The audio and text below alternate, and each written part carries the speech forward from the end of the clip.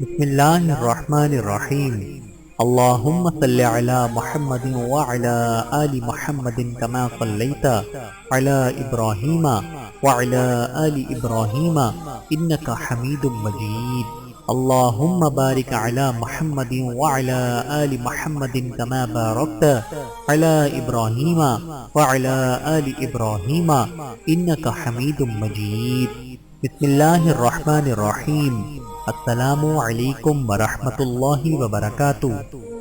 مسلمان عورتوں کے فقہی مسائل، عورت اور جہاد کی فرضیت کتاب و سنت سے ثابت ہے۔ ارشاد باری تعالیٰ ہے، سورۃ البقرہ آیت نمبر 216۔ ترجمہ: تمہارے اوپر جہاد فرض کیا گیا ہے تو گو تمہیں دشوار معلوم ہو، ممکن ہے کسی چیز کو تم ناپسند کرو حالانکہ وہ تمہارے لیے بہتر ہو، اور ممکن ہے کہ تم کسی چیز کو پسند کرو حالانکہ وہ تمہارے لیے بری ہو۔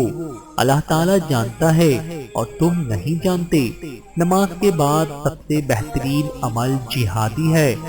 حضرت ابن مسعود رضی اللہ تعالی عنہ سے روایت ہے، وہ کہتے ہیں کہ میں نے رسول اللہ صلی اللہ علیہ وآلہ وسلم سے سوال کیا کہ اللہ کے نزدیک سب سے محبوب اور پسندیدہ عمل کون سا ہے؟ آپ نے فرمایا وقت پر نماز ادا کرنا۔ سوال کیا پھر کون سا؟ آپ نے فرمایا ماں باپ کی اطاعت و فرما برداری۔ سوال کیا پھر کون سا؟ آپ نے فرمایا اللہ کی راہ میں جہاد کرنا۔ بحوالہ فتح الباری۔ جہاد کے شروط۔ جہاد کے لیے مندرجہ ذیل شروط کا پایا جانا ضروری ہے۔ مسلمان ہونا، عاقل و بالغ ہونا، آزاد ہونا، مذکر یعنی مرد ہونا، صحت و تندرست ہونا، مصارف کا ہونا۔ چونکہ جہاد کے لیے مرد ہونا ضروری ہے، اس لیے عورتوں پر علی الاطلاق جہاد فرض نہیں ہے، کیونکہ حضرت عائشہ رضی اللہ تعالی عنہا نے رسول اللہ صلی اللہ علیہ وآلہ وسلم سے سوال کیا کہ کیا عورتوں پر جہاد ہے؟ آپ نے فرمایا عورتوں پر ایسا جہاد ہے جس میں قتال نہیں ہے، یعنی حج و عمرہ ہے۔ بحوالہ فتح الباری۔ روایت ہے کہ حضرت عائشہ رضی اللہ تعالی عنہا رسول اللہ صلی اللہ علیہ وآلہ وسلم سے جہاد میں جانے کی اجازت طلب کی تو آپ نے فرمایا تم عورتوں کا جہاد حج ہے۔ بحوالہ بخاری شریف۔ جہاد کا حکم۔ جہاد فرض کفایہ ہے۔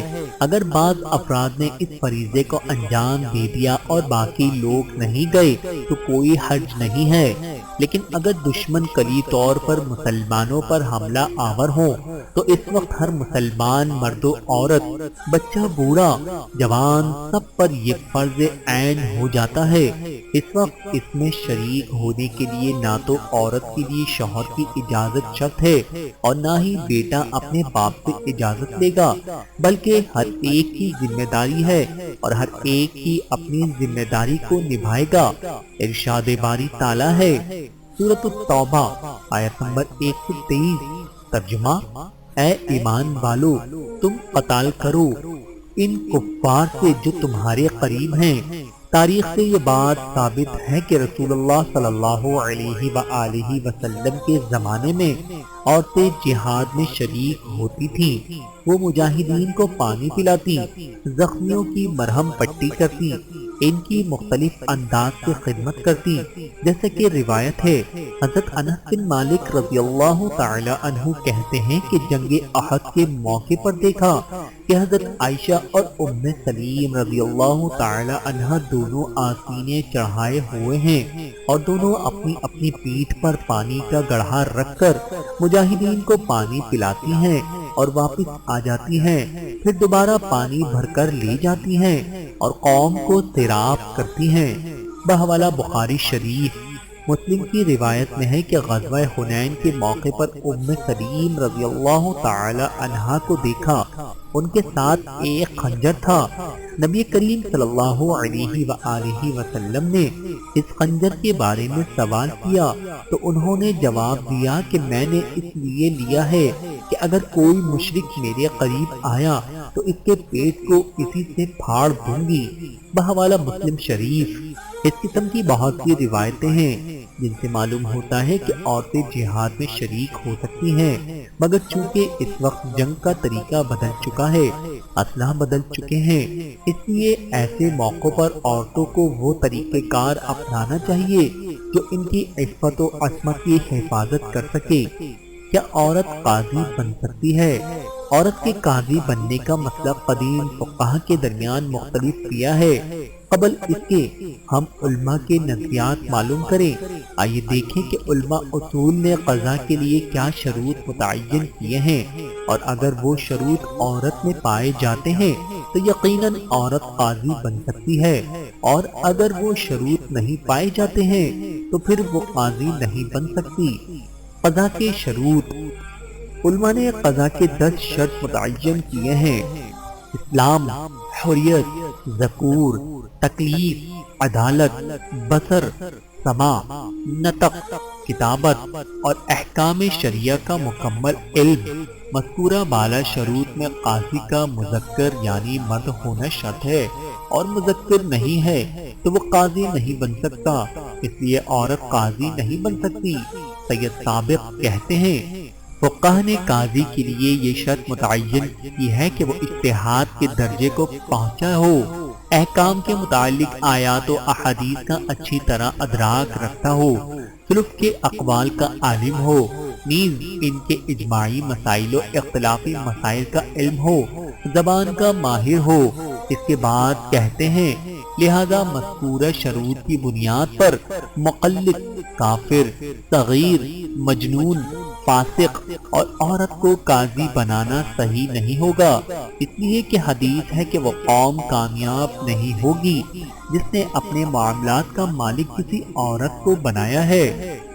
ڈاکٹر کمال محمد عیسیٰ کہتے ہیں مرد کا ہونا اس لیے ضروری ہے کہ قضا کے لیے کمال رائے اور معاملات کی تہ تک پہنچنے والی پختہ عقل کی ضرورت ہے، اور اللہ تعالیٰ نے تنبیہ کی ہے کہ عورت کے اندر نسیان کا مادہ زیادہ ہوتا ہے، جیسا کہ ارشاد ہے اگر ایک بھول جائے تو اس کو دوسری عورت یاد دلائے، اور اس کے لیے کہ عدالت میں صاحب معاملہ کے علاوہ مختلف قسم کے لوگ جمع ہوتے ہیں، وہاں عورت بحث و مباحثہ کے لیے مجبور ہو جائے گی، اور یہ بسا اوقات فتنے کا سبب بھی ہو سکتا ہے، اور اس لیے کہ قوامیت آدمی کو حاصل ہے، لہذا قضا میں بدرجہ اولا آدمی کا ہونا ضروری ہے، جیسا کہ ارشاد ہے آدمی عورتوں پر قوام ہے۔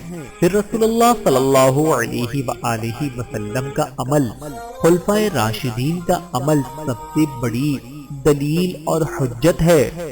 قاضی شہاب الدین ابن ابی العلام نے کہا ہے کہ قاضی کے لیے مرد کا ہونا شروط ہے۔ اس کے بعد فرماتے ہیں نصوص سے یہ بات متعین ہو چکی ہے کہ عورت کو قضا کا حق نہیں حاصل ہے، اور اگر وہ قاضی بنا دی جائے تو اس کا حکم نہیں منعقد ہوگا اور نہ اس کی ولایت ہی صحیح ہوگی۔ قرآن و سنت کی نصوص کی بنیاد پر محققین اور جمہور علماء کرام کی رائے ہے کہ عورت قاضی نہیں بن سکتی۔ ثبوت کے طور پر مزید دلائل پیش کرتے ہیں، مثلا ارشاد باری تعالیٰ ہے سورۃ النساء آیت نمبر 34، ترجمہ آدمی عورتوں کو قوام ہے۔ اس آیت میں اللہ تعالیٰ نے عورتوں پر مردوں کو قوام بنایا ہے۔ ظاہر بات ہے جو صلاحیت مرد کے اندر ہے، اگر وہی صلاحیت عورت کے اندر ہوتی تو مرد کو یہ فضیلت نہ حاصل ہوتی، لہذا اگر عورت کو قاضی بنا دیا جائے تو یہ بھی ایک قوام ہے جو نصف قرآنی کے خلاف ہے اور یہ صحیح نہیں ہے۔ رہی حدیث تو رسول اللہ صلی اللہ علیہ وآلہ وسلم کا ارشاد ہے وہ قوم کبھی بھی کامیاب نہیں ہوگی جس نے اپنے معاملات کا حاکم کسی عورت کو بنایا۔ بحوالہ صحیح بخاری۔ اس روایت میں صراحاً عورت کو قاضی بنانے کی نفی موجود ہے، اور اگر یہ مسئلہ صحیح ہوتا تو رسول اللہ صلی اللہ علیہ وآلہ وسلم یا صحابہ کرام کے زمانے میں اس کی مثال ضرور ملتی، حالانکہ اس طرح کی کوئی مثال نہ آپ کے زمانے میں اور نہ صحابہ کرام کے زمانے میں موجود ہے، لہذا آپ کا عمل ہمارے لیے بہترین نمونہ ہے۔ ماروردی کہتے ہیں اس لیے کہ عورت قبول شہادت اور کمال ولایت میں ناقص ہے۔ علامہ ابن قدامہ کہتے ہیں چونکہ قاضی خصومات اور آدمیوں کی مجلسوں میں جاتا ہے اور وہاں پختہ رائے اور پختہ عقل و فراست کی ضرورت ہوتی ہے، اور عورت ناقص العقل ہے، رائے میں کمزور ہے، آدمیوں کی محفلوں میں حاضری دینے کی صلاحیت نہیں ہے، اور بغیر آدمی کے تنہا عورت کی گواہی بھی نہیں مقبول ہے، چاہے ساتھ میں 1000 عورتیں ہوں، کیونکہ اللہ تعالیٰ نے خبردار کیا ہے کہ ان کے اندر نسیان کا مادہ پایا جاتا ہے۔ اگر ان میں سے کوئی ایک بھول جائے تو دوسری عورت اس کو یاد دلائے، اور یہ امامت عظمیٰ کے قابل بھی نہیں ہے اور نہ کسی شہر کا حاکم بن سکتی ہے۔ اسی لیے نہ تو نبی کریم صلی اللہ علیہ وآلہ وسلم نے اور نہ ہی آپ کے خلفاء میں سے کسی نے اور نہ ہی صحابہ کرام میں سے کسی نے عورت کو قاضی بنایا اور نہ ہی کسی عورت کو کسی شہر کی ولایت سونپی، اور اگر یہ جائز ہوتا تو اس کی مثال کسی زمانے میں ضرور پائی جاتی۔ کچھ لوگ ہیں جو اس بات کے قائل ہیں کہ عورت قاضی بن سکتی ہے، مگر ان کے پاس ٹھوس دلیل نہیں ہے اور نہ ہی ان کا کوئی اعتبار ہے۔ صحیح رائے جمہور کی ہے۔ اس کی دلیل یہ ہے کہ جب عورت مفتی بن سکتی ہے تو قاضی بھی بن سکتی ہے، اور حدیث کی یہ تعویل کرتے ہیں کہ حدیث ولایت عظمیٰ کے ساتھ خاص ہے، جیسے ملک کا خلیفہ، بادشاہ، وزیر اعظم وغیرہ۔